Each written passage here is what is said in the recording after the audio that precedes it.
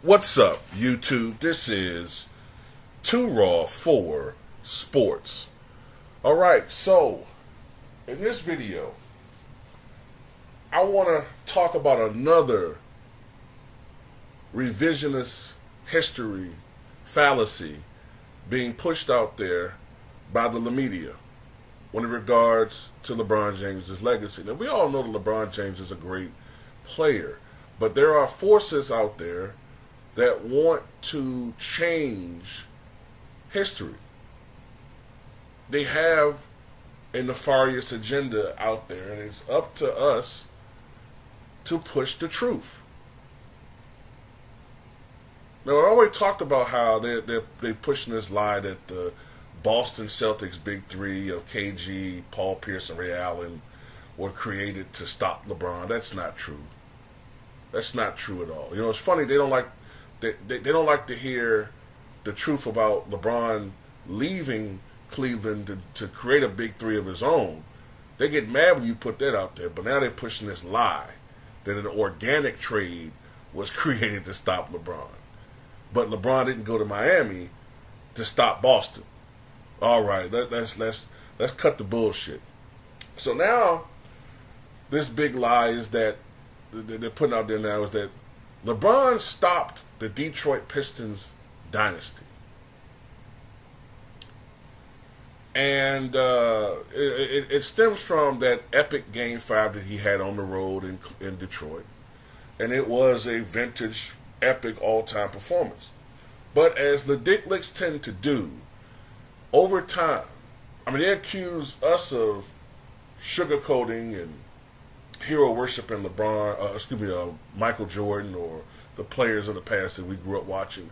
But the Dicklicks do it microwaved. They do it nuked on 1,000. LeBron had a magnificent Game 5. But here are the facts. Outside of that Game 5, LeBron James' series against the Detroit Pistons was subpar.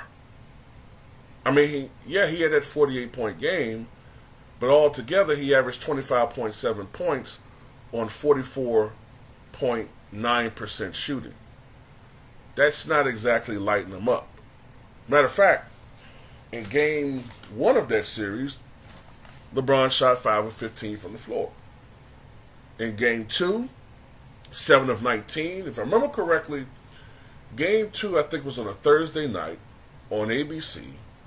And I believe that's when Donyell Marshall, one of the forerunners of a stretch four, he had just set a record, or tied the record for most threes in the game, 12, when he was with the Raptors, I think, at the time.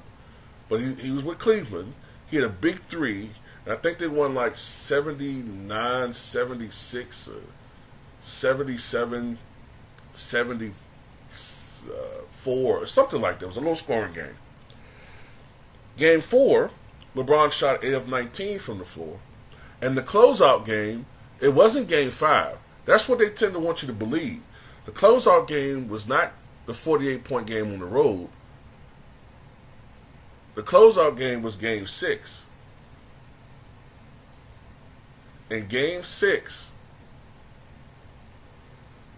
LeBron James only shot 3 of 11 from the floor. The hero was one of these so-called bums. You know, Daniel Booby Gibson, right? They always tell you LeBron was dragging these bums. Well, here's the truth. Daniel Booby Gibson couldn't have been that much of a bum, because isn't that the same guy that married one of the top pop stars at the time, Keisha Cole? I remember they were talking about that. And I remember a lot of Cavaliers players, even though they weren't what you would call stars, they were very popular with Cavalier fans. Very popular. And it was a good, solid team. It was really a championship level team. What held that team back wasn't them. It was LeBron and his inability to knock down mid-range jump shots. That is what held that team back. LeBron not being able to make jump shots.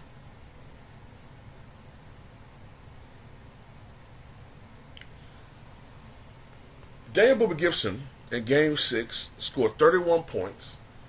And I think he shot like 5 of 5 from three-point range. He was the star of that game. As a matter of fact, in that series, what won it for the Cavaliers was their defense and rebounding and their three-point shooting, which has always been very vital for any LeBron team to win. And they were the best team ever assembled around LeBron if you look at what was needed. Maybe he didn't have a superstar around him, but for LeBron James to win, you need 3-and-D guys, you need shooters, you need guys that's going to play defense on the perimeter. They had that, Larry Hughes. And you need some interior rebounding, Drew Gooden. And Ilgauskas was becoming a center that was increasing in his range from outside, right? Remember he went to Miami a year or two with LeBron? But anyway, Daniel Boober Gibson shot 50% from the floor. 50% from three-point range in that series. Sasha Pavlovic shot 38% from three. Larry Hughes had a strong series, shot 44% from three. And the front court of Drew Gooden and Julius Ilgauskas averaged 22 and 14 combined. 22 points and 14 rebounds. They out-rebounded the Detroit Pistons in that series, held them to only 86 points a game, and that is what won that series. Although LeBron James' 48 points was important, that wasn't a deciding factor. But here's the coup de grace.